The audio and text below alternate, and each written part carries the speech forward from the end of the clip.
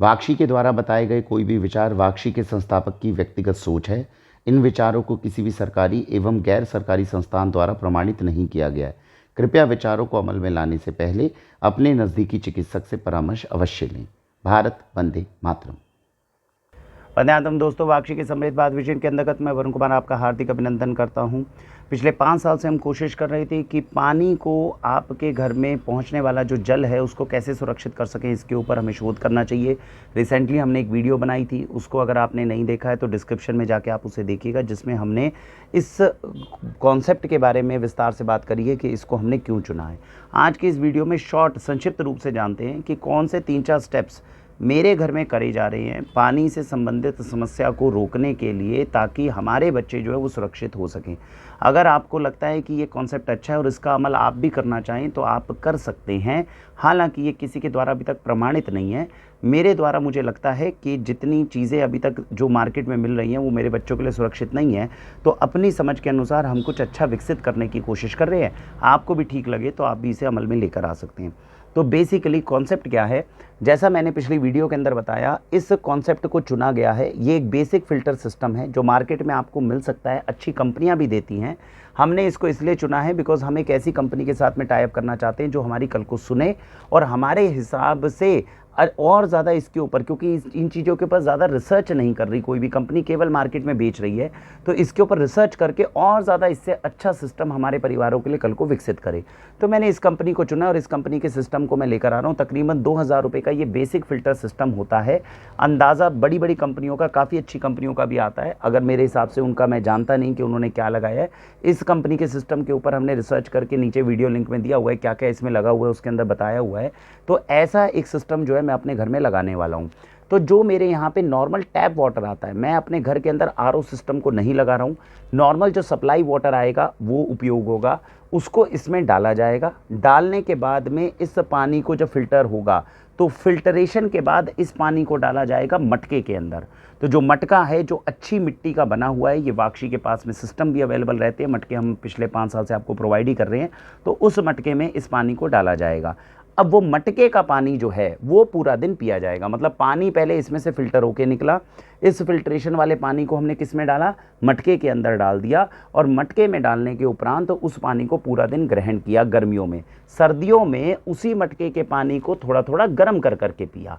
तो ये एक बेसिक फिल्ट्रेशन सिस्टम है जो मैं आपको बता रहा हूँ कि इस तरीके से अगर पानी को पिया जाए तो मुझे लगता है पानी से संबंधित काफ़ी समस्याओं का निदान हो सकता है। विस्तार से हम ऐसा क्यों मानना है, हमारा तर्क क्या है, उसके लिए आप नीचे डिस्क्रिप्शन की पूरी कंप्लीट वीडियो को जान लीजिएगा। अब बात आती है पानी के संबंधित। अब सुबह से शाम तक आपने एक अच्छा पानी मटके का पिया, लेकिन पानी के साथ में जो सुबह सुबह जैसे ही आप उठेंगे, सोकर जैसे ही उठेंगे सुबह, सबसे पहले निवाई मुंह जो पानी पिया जाता है वो हमारे लिए अमृत समान होता है। उस पानी के लिए मैं क्या करने वाला हूँ, वैसे पिछले 5-6 सालों से हमारे घर में ऑलरेडी हो रहा है, अब उसमें थोड़ी सी चीज़ मैं और बढ़ा रहा हूँ। अगर आपको ठीक लगे तो वो कर सकते हैं। ये क्या है, तांबे का जग। वैसे तो तांबे का लोटा होना चाहिए बड़ा, एक बिल्कुल स्फेरिकल लोटा होना चाहिए बड़ा। अब स्फेरिकल लोटा जो होता है, क्योंकि अभी मैं इसमें शंख भी डालूंगा तो मेरे को लग रहा है अभी जग जो है वो थोड़ा सा आसान है। कोशिश ये की जा रही है कि अगर लोटा बड़ा मिल जाए, गोल बिल्कुल अच्छी क्वालिटी का, तो ऐसा लोटा प्रोवाइड किया जाए। उस लोटे में आपने रात को डाला पानी। पानी डालने के बाद में इसको कहाँ रखना है, अपनी रसोई के अंदर। रसोई में सीधा स्लैब पे नहीं रखना, स्लैब पे कोई कपड़ा रखिए, उसके ऊपर आप रखिए ये जग या ये लोटा। इसके अंदर डाल दीजिए एक शंख। शंख प्राकृतिक रूप से कैल्शियम का बहुत बड़ा सोर्स है। आज सारा दिन हम चिल्लाते रहते हैं हमारे बच्चों में कैल्शियम की कमी है, जबकि शंख से कैल्शियम बहुत अच्छा मिल सकता है। तो ये प्राकृतिक रूप से मिलने वाला जो शंख है, ये हमने इसके अंदर जो है रात को हमने क्या करा, इसके अंदर डाला सबसे पहले शंख। शंख डालने के बाद में इसके अंदर अब हमने रख दिया चांदी का एक सिक्का। सर्दियां अगर हैं तो इसमें एक सोने की अच्छी चेन डाली जा सकती है, और गर्मियां अगर है या बरसात अगर है तो एक चांदी का सिक्का, 1 या 2 सिक्के भी इसके अंदर डाले जा सकते हैं। तो चांदी का सिक्का ये तो पैक्ड है, आपने चांदी का सिक्का जो है इसके अंदर डाल दिया, और रात भर ये पानी रखा हुआ है। रात भर जो ये पानी रखा हुआ है, अब अगले दिन सुबह उठना है, रसोई में जाना है, इस पानी को गुनगुना और गर्म करना है। इसको किसी दूसरे पात्र में, कांसे का गिलास हो तो बहुत बेहतरीन, उस कांसे के गिलास में, पीतल का बर्तन हो गर्म करने के लिए और कांसे का गिलास हो पीने के लिए तो बहुत बढ़िया, पीतल के बर्तन में डालिए, थोड़ा सा गुनगुना या गर्म करिए, उसको कांसे के गिलास में डालिए और उसको उसके अंदर डालिए, ये है प्राणवायु भस्म। इसकी एक चुटकी डालिए और सुबह सुबह पीजिए। ये प्राणवायु भस्म क्या है, इसको भी हल्का सा समझ लीजिए। शंख आपने समझ लिया, चांदी का सिक्का, तीनों की रेलेवेंस हल्की सी बता देता हूँ। रात भर जब तांबे के बर्तन के अंदर कोई भी पानी रहता है तो वो पानी ना केवल शरीर के अंदर पॉजिटिव एनर्जी लेकर आता है, शरीर को बहुत बेहतरीन तरीके से डिटॉक्सीफाई करता है। जब सुबह पिएंगे तो पूरी रात तांबा जो है उस पानी को प्योरीफाई करने का काम करता है। शंख क्यों डाला गया, ताकि रात रात में उसमें भरपूर कैल्शियम आए। वो शरीर में सुबह एक बार अगर हम डालेंगे तो शरीर में जाकर कैल्शियम का एक सोर्स बनेगा। चांदी का सिक्का क्यों डाला गया, चांदी जो है वो शरीर के अंदर बौद्धिक क्षमता बढ़ाने में मदद करती है। पहले चांदी के बर्तनों में या चांदी के बर्तन में खीर डालकर खाई जाती थी, वो सब कुछ डाला जाता है। सोना सर्दियों में क्यों डाला जाता है, सोना तन की मजबूती लेकर आता है, तो थोड़ा थोड़ा मात्रा में सोना शरीर के अंदर जाना चाहिए। ये 4 चीज़ें मैंने बोली। सोना कब है, केवल सर्दियों में डलेगा। बाकी जो बरसात का सीज़न है या गर्मियों का सीज़न, उसमें केवल चांदी डलेगी। अब आते हैं प्राणवायु भस्म के ऊपर। प्राणवायु भस्म क्या होती है, देसी गाय के गोबर को, गोमे को अगर सीधा कपड़े पर ले लिया जाए और इसको पूरी शुद्धता शुचिता के साथ वैदिक मंत्रों के उच्चारण के साथ में प्रज्वलित करने के बाद में यज्ञ विधि से भस्म में कन्वर्ट कर लिया जाए, तो आयुर्वेद के अनुसार ये प्राणवायु भस्म शरीर के लिए बेहद लाभदायक हो जाती है। अब साइंस विज्ञान इन चीज़ों को ज़्यादा मानता नहीं, इसके ऊपर अभी तक कोई बहुत ज़्यादा रिसर्च करी नहीं। आयुर्वेदिक जो पुराने आचार्य हैं उनके अनुसार तो ये दिव्य अमृत है। कहा जाता है कि अगर इसकी एक भस्म की चुटकी हर रोज़ सुबह पानी में डालकर पी ली जाए तो लंग्स की कैपेसिटी को बहुत गुना बढ़ा देती है। ये जो कोरोना के इन्फेक्शन आए और इतने लोगों की मृत्यु हो गई, कहा जाता है अगर कोई व्यक्ति इस तरह से प्राणवायु भस्म का चुटकी भर उपयोग हर रोज़ सुबह कम से कम एक बार कर रहा हो तो उसके लंग्स के अंदर किसी भी तरह की समस्या आ जाए ये चांसेस बहुत कम है। और प्राणवायु देने का कार्य करती है, शरीर में ऑक्सीजन कैरिंग कैपेसिटी को बढ़ाती है, ऐसा वेदों के अनुसार कहा गया है। तो हम क्या कर रहे हैं, क्योंकि वेदों ने तो ऐसा कहा, आयुर्वेद आचार्यों का ऐसा कहना है, विज्ञान पुष्टि नहीं कर रहा, तो पूरा दिन नहीं पिएंगे, सुबह सुबह थोड़ी थोड़ी पिएंगे। अगर अच्छे रिजल्ट्स दिखेंगे तो हम सब लोग ही आपस में एक दूसरे को प्रामाणिकता से कह पाएंगे कि नहीं ये काम अच्छे से करता है। तो आप समझ गए, रात में पानी इसके अंदर भरा, सुबह हमने इसको पीतल के बर्तन में गर्म किया, कांसे के बर्तन में डाला, आराम आराम से सिप करके पीना है। लेकिन उसमें एक चुटकी भस्म या तो मुंह में डाल लीजिए और उसके ऊपर पानी पीजिए, या फिर उसी पानी के अंदर एक चुटकी भस्म जो है थोड़ी सी घोली,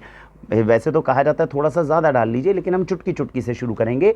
चुटकी चुटकी भस्म रोज़ डालेंगे, शरीर के अंदर जाएगी, कुछ प्रभाव दिखेगा। तो ऐसा करके अपन पीना शुरू करने वाले हैं। तो ये पानी का पूरा तंत्र जो है मैंने आपको बताया।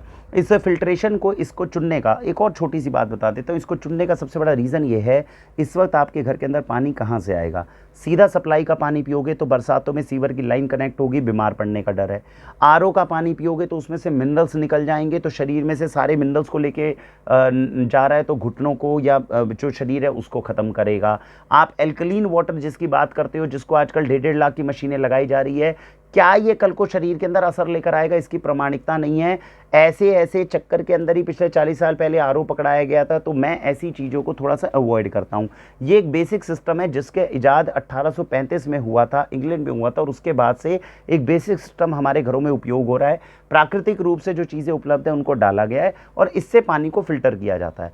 इसके अंदर कहा जाता है कि जितना भी आपका डेब्रिस है, जितना डर्ट है, वो सब दूर हो जाता है वायरस को छोड़कर।